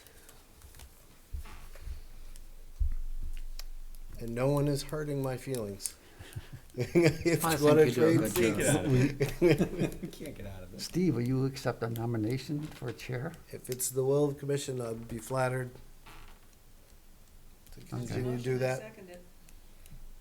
I motion Steve I- chair for another year of the Merrimack Conservation Commission. Make a motion? Is that- Second by Ellen. I would advocate that for the health of the commission, there should be some change, so maybe when we do this next year. Duly noted. Duly done. The clock is ticking. That was good. All right, I guess all in favor? I'm gonna abstain. I'll be conceded. Motion carries 6-0-1. All right. To retaliate for that, I make a motion to elect Mike Boisvert, a vice chair of the Conservation Commission. Second? Second by Dave. I support Ellen. Because like you said, we need change. Not that you do a bad job, it's just, it'd be helpful to That's a prepare different motion. a different person Mhm. to be chair next year, in my opinion.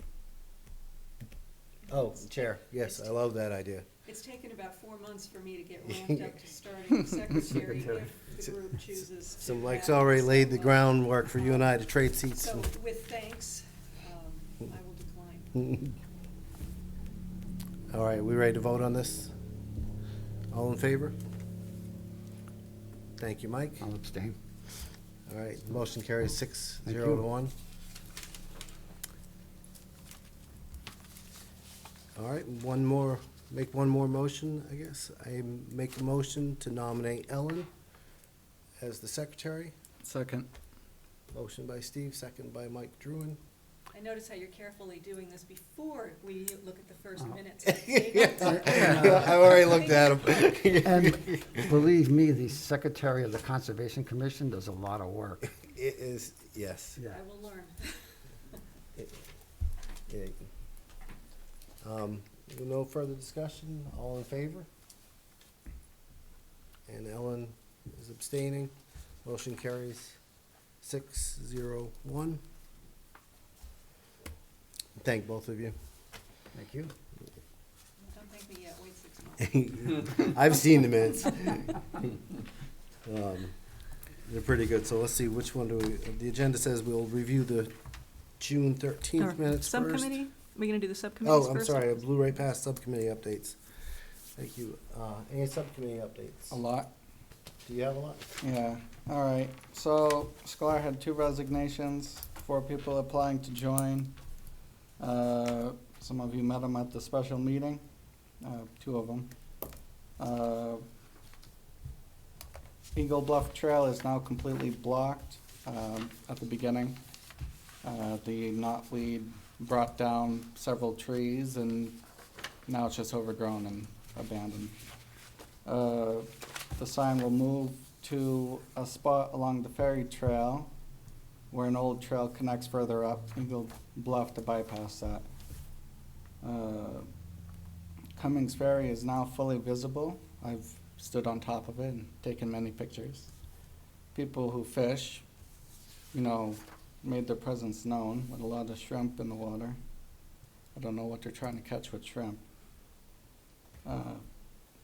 Pretty expensive. Expensive bait.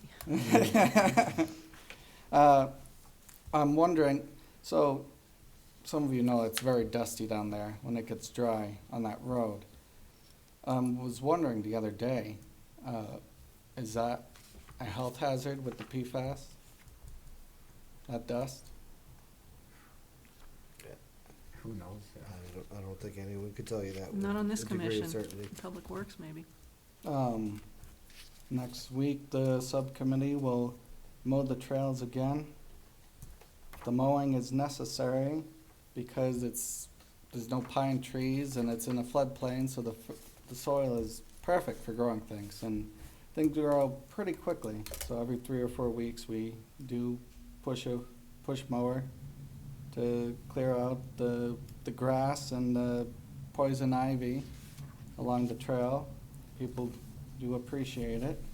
Yes, Mike, I noticed that you've posted on Facebook when you and Dave have done the mowing, and it's good to know that those are taken care of. And you mentioned that you hope that, was it you hope that the town would take it over, or that there'd be some way to pay for the materials you're putting in? Yeah, and with the master plan, there'll be a maintenance budget thing. And the that, so- master plan's in the works. Yeah, and we're hoping to submit that Okay. for review next month. Looking forward to it.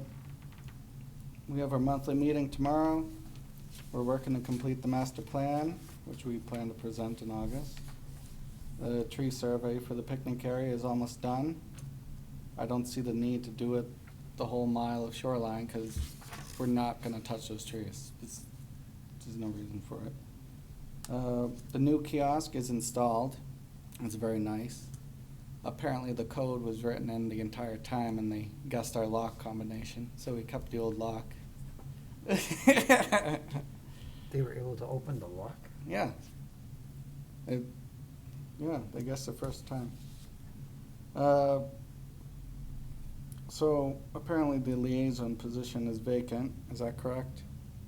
Correct. So I would like to nominate Mr. Trippett, because he is down there every day and he attends every subcommittee meeting and He's very involved, so. That's not something we vote on here, Is though. this for That's for the subcommittee, liaison, right? liaison with Is it? No, no, you're talking about, ex it's officio? ex Ex officio. officio, yeah. Oh, Oh, I don't know Doing how that that's done. Next meeting? let's do them all next meeting. Yeah, all right. Not that we're trying to delay for any reason, but let's just put it on the agenda, do all. Yeah, and that's it for Sklar. Excellent. Any other? The Horse Hill Subcommittee did have a meeting a couple of weeks ago. Due to my health problems, I could not attend, but I can turn it over to either Ellen or Mark. We did have a meeting, and we're gonna meet again in September, possibly earlier. Mark and I met, we were gonna have Tim with us, he was unable to make it, but it was an informal site walk yesterday to evaluate bridges, some of which Mark had looked at, and this gave me an idea of some priorities for maintenance. We also wanted to take a look at the situation with Eversource. The park is, the area, the conservation area, the preserve, very well used. We were there at 10 o'clock on a Sunday morning, and Full. for the Oh, really? parking Nearly lot, full. It was the full time parking lot every was busy, and once you get past Latasca Pond, you can't find anybody else. Huh. It spreads out. It's Wow. wonderful. It's wonderful that way. That's great to hear. You guys have done a great job. making And that let just me a- turn it over to Mark, because he's keeping the subcommittee going really well. Yeah, we can kind of use in a general update if you want. I mean, we completed the kiosk repairs, Ah, yes. main entrance and the Bowman with the plexiglass Mm. that I purchased. I actually have some material remaining that I'm gonna make some map holders and put them around. And we've actually tested out, we've got some QR codes up there now at some of the map boxes, so if we're not keeping up on the maps, people can QR code scan, so I think that'll be helpful in minimizing the map expenditures that we've had. We've been able to keep up with the winter-driven repairs, except for some new horse rider damage consistently happening on one bridge. think I've communicated with that person via Facebook to caution her about that, but I don't know if that's the right person or not. I think we need to put a posting. Very concerned. Most of the bridges are not really horse capable. We don't have anything critical with bridges, I'd say right now, unless the horse keeps damaging. But we do have one that is been Band-Aided and needs replacement if there's ever the Eagle Scout project coming around. Priority is really around like getting the signposts and maps and boundary markers up. We'll continue to pick away at doing that. I'm gonna come up with an estimate for some materials to solidify the posts but first thing is we've gotta do trimming because some of the posts are getting overgrown. We've been coordinating with the NEMBA group, who I think Chris was here just a few weeks back with you guys, and he came with us too and met with us, and they're really eager to help coordinate, provide resources to help us do some things, pending us getting back to him, and we talked about trimming. And so they've agreed to organize a trimming party for this coming weekend. Nice. And their focus is around the power lines, the trails are, like, if you're more than 4 feet tall, you're getting, eye poked. It's getting incredibly overgrown. As I was saying earlier, I don't know where Eversource is with their schedule, and pending not getting information that they're coming to trim, because I cautioned those guys, well, you can do it, but they might be coming. But they'd like to do it. And you're concerned with the really- link between Wasserman, or the Quarry Trail. Yeah, where yeah. Wasserman crosses Most of the over. trimming is at the It's gonna be- intersections right along there, and they also are gonna be trimming at Wasserman and and the Quarry, yeah, exactly, yeah, that's their common thing. Turns out they have a DR mower, if anyone knows what that is, big, like, off-road brush cutting mower thing that the group owns. that And they have bring- submitted their insurance paper to us, Yeah, so that's the a good town point, has yeah. evidence of insurance Yeah, coverage. we've asked them that, Nicely done. their members sign liability waivers. It's well organized, so it's helpful that we've made that really strong connection with them now to provide the hands to do that. Chris has also indicated to me that they're willing to bring their person out with, I'll help them out with the DR mower to trim the main, from the main entrance trail going in, From where we Emerald. have the invasive species problem. I was ready to go hand trim that when I found out they had the DR mower, I said, maybe we can get them to do that too, and they said, sure. So I didn't go hand trim it yet, but Ellen and I walked it, we kind of mapped out and pointed out what we need to do. what we- This is just from the Amherst Road entrance about as far as that culvert. Yeah, that's the limit of it, yeah. Because of the multi-floor rows and the viney stuff, there's a bittersweet, the viney I stuff. could have woven dwellings out of the Has bittersweet. has now come into that area, so we gotta get on top of that in that area. So I think it's just a win-win, because we've been kicking around trying to get resources to do the invasive species, and they have the equipment to do that. So I think that's gonna be a really good thing. So, Nimbus great. yeah, as far as we know, there's really no issue, and we'll coordinate with them. I personally will be there with them, helping trim on Saturday in the morning. Nicely done. So, When yeah, are- it's been a good part of our outreach in the committees to try to reestablish that dialogue. If we had an interested Eagle Scout, you've been the, kind of the ambassador. Yeah, I've been before, haven't waiting you? for a call for whoever, Okay. you know, to kind of start looking at, projects and things. So, yeah, if there is one, let me know. We don't have one now, but it's good to know that there's at least an ambassador on the subcommittee. When is the August meeting? September, Oh, it's September. right after Labor Day is the Yeah. current plan. But as Ellen said, if we get some Eversource feedback and opportunity sooner, we'll plan an ad hoc meeting to talk as a group, what we might do or recommend to be done. If the subcommittee is interested in sending me an invitation, I'd like to attend one of those. I'd like to talk to you guys about the Adopt a Parcel program. I don't know what that is. I know. I'd love to have you. Oh, wait, are you talking about Fields Farm? Fields Farm? We did have a You want to discussion. talk about that? Yes, I'll I defer would. to Ellen on that one. Yes, Nice I one. would. We did have a Since you've done so discussion. well with Since this you brought one. it up. Our We've got a big- fixer-upper right down the road. Our big concern as a subcommittee about Fields Farm is biting off more than we can chew. We don't know enough about the plans that are already in place for that, what the deed is for that. I'm learning the word deed is coming back to me whenever I look at this. Before the subcommittee makes any decision on taking over Fields Farm, we want to know what's involved. And we do this recognizing that trails are in place that are not going to be eradicated. However, they are already causing problems with at least one landowner, so we do need to address it sooner rather than later. I thought it was interesting that in the rules of procedure we just had, there was a paragraph about dealing with landowners, and if we cannot get through private land in order to evaluate a parcel, there is an administrative warrant. And that sounds severe, but I'm glad that it's there, because for all I know, that may be needed. So that's where we are with Field Farms. We know it's there. We understand that it physically could be near Horse Hill, but we are not prepared to take it on. Fields Farm does have frontage on Amherst Road. Well, yeah, I mean, as an observer and interested party, I mean, makes logical sense that they're conjoined. And you could say the same thing about Horse Hill and Wasserman. Larger, there's no committee on Wasserman, but users routinely are sharing in Yeah, the bicycles. similar things, so I don't know why that never happened either. But to me, I don't know the procedure book, but the charter for Horse Hill ought to be reviewed and revised if in fact you were gonna consider doing that. And it would take, additional resources to understand that, because when we're pretty passive in maintenance mode at Horse Hill, it's there for conservation, but Fields Farm, what's the master plan, what's the goal, what's the intent, what are the deed restrictions? And a lot of it was waiting for, again, from reading the old minutes, I gather that one of the reasons we deferred action on Fields Farm is that we were waiting for the local neighborhood to finish developing, because there was supposed to be common land that may or may not have wound up staying in place. Well, if the neighborhood's done, then Yeah, I That- watched that's some it. of that discussion you guys had. I think Gage has some follow-up for him, is not here, but, so, I mean, whatever the commission decides, it's not for me, to. I will not let them stick us It's with not it. for me to refuse or accept, but I could move to Florida full-time too, so, one way or the other, it wouldn't scare me away. But,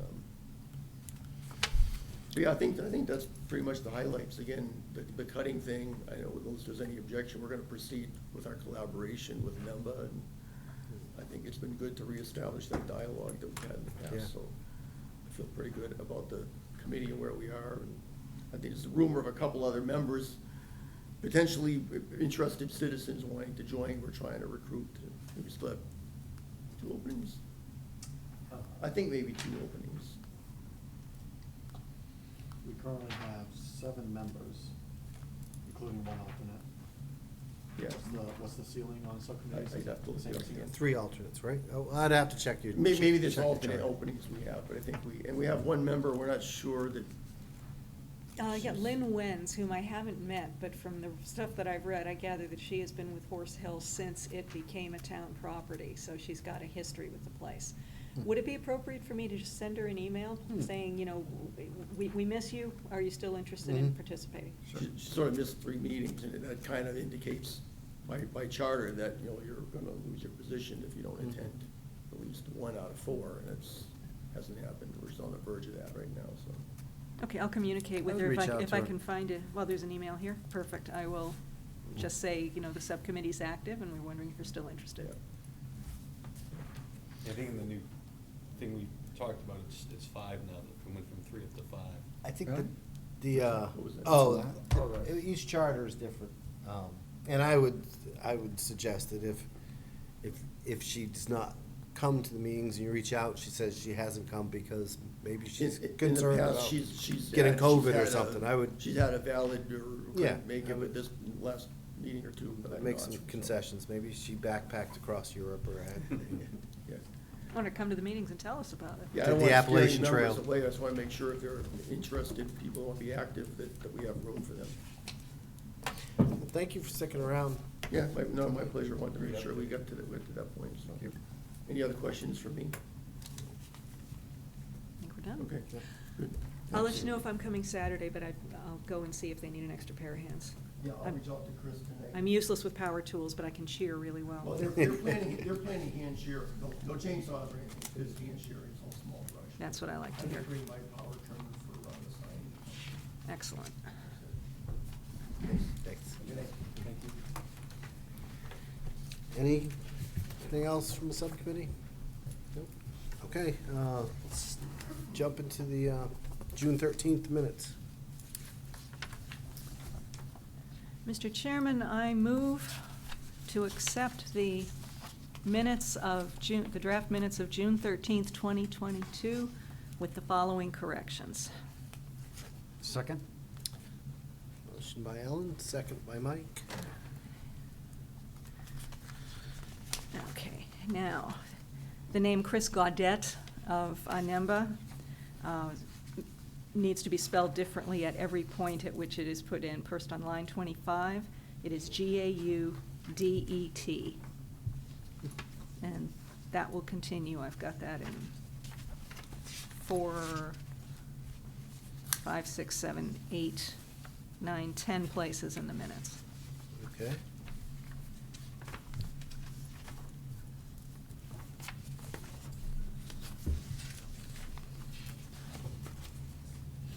And I think that was all I had.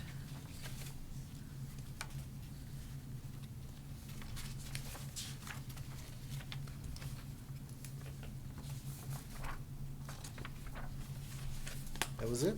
That's it. Anyone else? All right, all those in favor of approving the minutes as amended? Motion carries 7-0. All right, the next, the second set of minutes that we have to approve are the June 20th special meeting minutes. Nice job, those. I move that we accept the draft meeting minutes of June 20th, 2022, with the special meeting, with the following corrections. Second? Motion by Ellen, second by Mike. On page 2, line 66, I misspelled Lori Barrett's first name. It should be L-O-R-I. And on page 3, adjournment has an extra U. Take out the first one.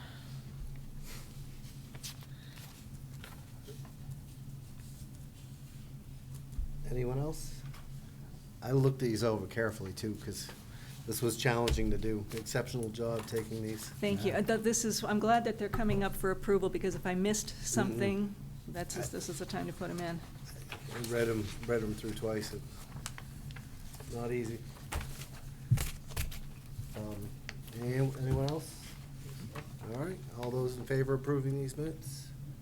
Motion carries 7-0. I don't even know how you heard as much as you heard. I have 5 kids, I'm used to having ears everywhere.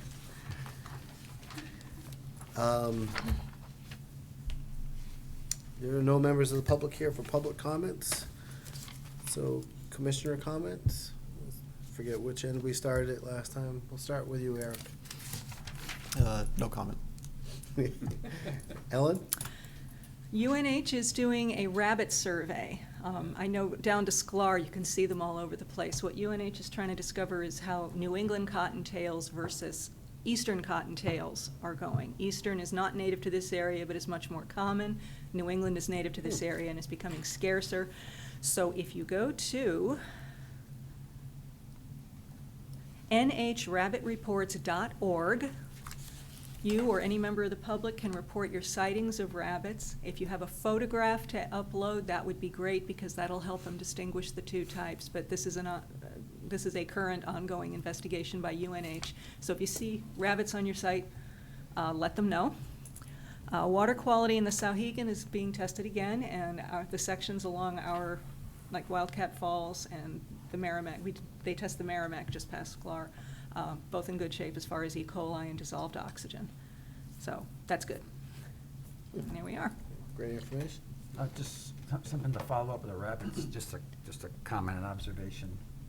We had not seen rabbits. When we lived where we lived for 40 years, we had rabbits, then we did not see them for 35 years, and they're back this year. Yeah, it's With a amazing. vengeance, like, I don't know, all of a sudden, they appeared out of nowhere.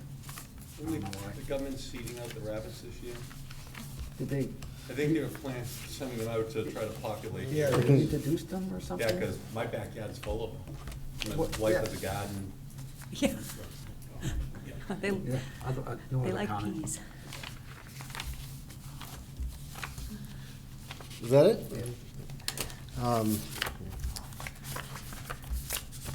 I only had one comment, now I can't find, it was just that I wanted to remind everyone what our next, July 25th is our next meeting date.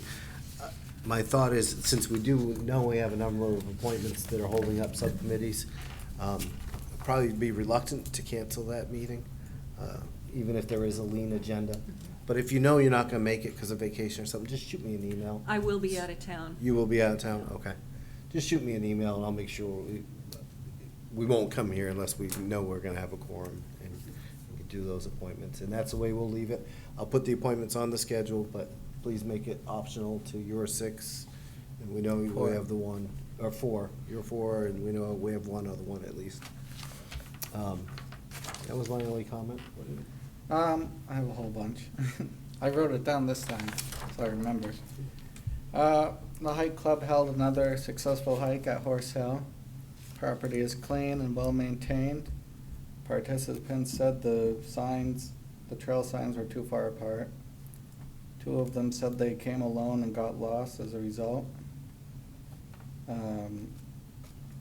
We actually went down the wrong trail and we had to go back because the sign was just leaning a little bit too much and the arrow kind of looked like it went that way. Which That was- confirms what Mark said about that being a priority. Mhm. It was a good hike though. We ran into the Eversource sign that he put out and we took the bypass into the north part of the loop trail and then we went back to the parking lot.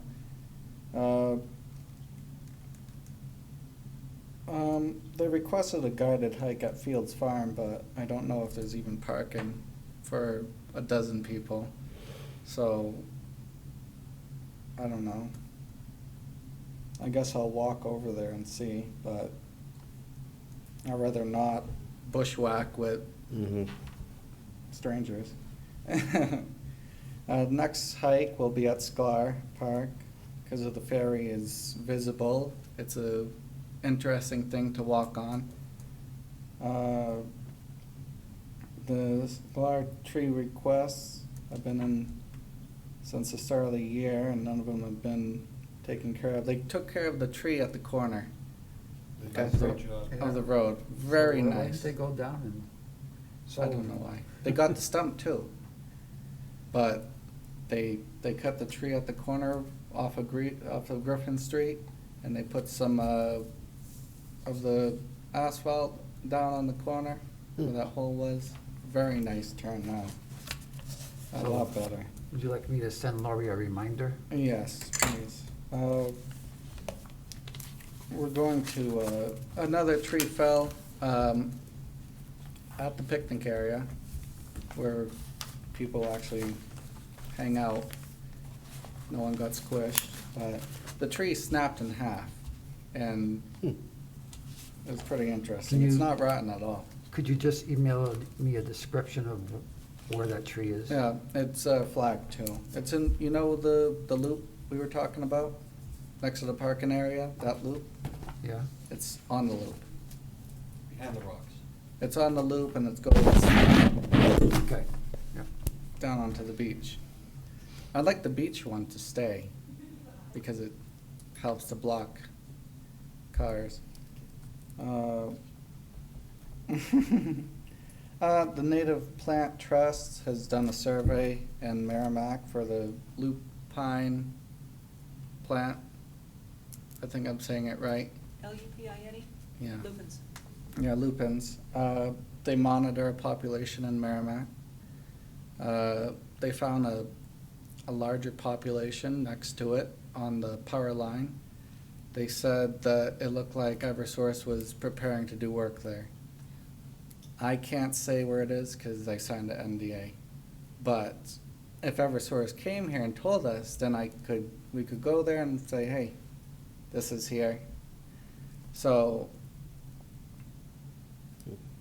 they surveyed the plants, they collected the seeds for the seed bank that the plant trust operates.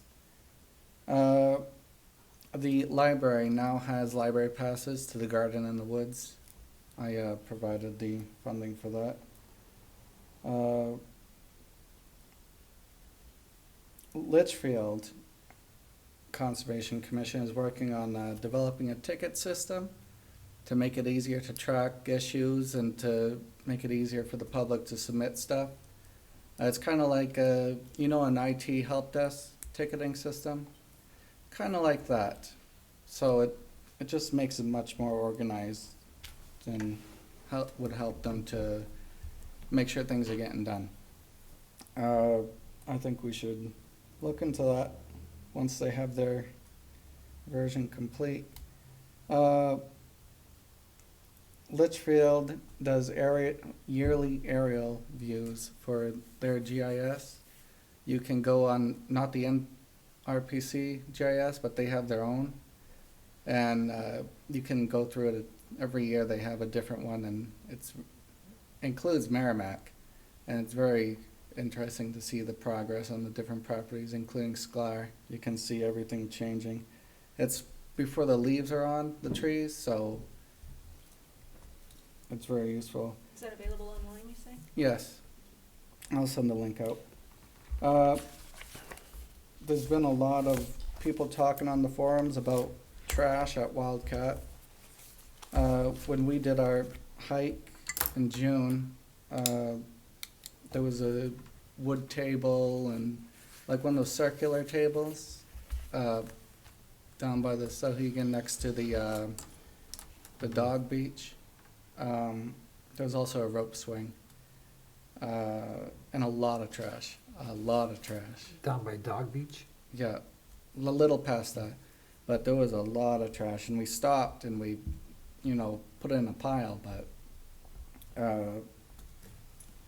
people have complained about it just last week. So I know that we rely on subcommittees to maintain these. We should be cautious too about, there's lots of things on the forum.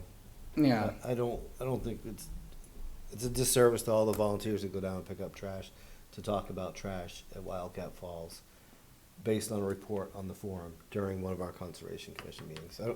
Yeah, I Just agree. it's but not constructive. yeah, I mean, I- if they bag it up and we know about it, we should thank them publicly during a Conservation Commission meeting for seizing the initiative to do that. But, right, let's not report on the forums at the meeting. Well, I laid eyes on it, is why I'm saying it. But I just think we need to, you know, at the end of the day, we maintain all the properties, and we should ensure the safety and cleanliness of those properties. What else do I have? So, at Sklar last year, there was a lot of milkweed growing next to the field. And I collected a lot of it for the UNH. And I took a lot of it and I spread it around the property, and now there's milkweed growing everywhere. So we're gonna have a lot of milkweed pods there. I don't know anything about growing milkweed or where it grows besides Sklar, but There's some in both Horse Hill and Grady Woods. maybe we could spread that population to other properties. Cause it's Is that gonna it? be, yeah. Yeah. All right, thanks. Dave, what do you got? I am thankful of this meeting where we have a legal decision to guide us on Schlaf Park, so we can all just put this stuff behind us and move forward. Took a pretty cattywampus route to get here, but yes, we got Yes. here. Andy, anything? I'll second Dave's comment. All right. Eric, are you due to make a motion? I never get the phrasing right. This was a pretty simple one. Let's go home. I make a motion to disband? Adjourn. Yes. Disband, we're not at that point Oh, yet. disband. Yeah, adjourn. Second by Dave, all those in favor? All right, I Nice got, job. I'm sorry, who seconded that one? Dave did. No. 8:30, we're adjourned. Thank you all.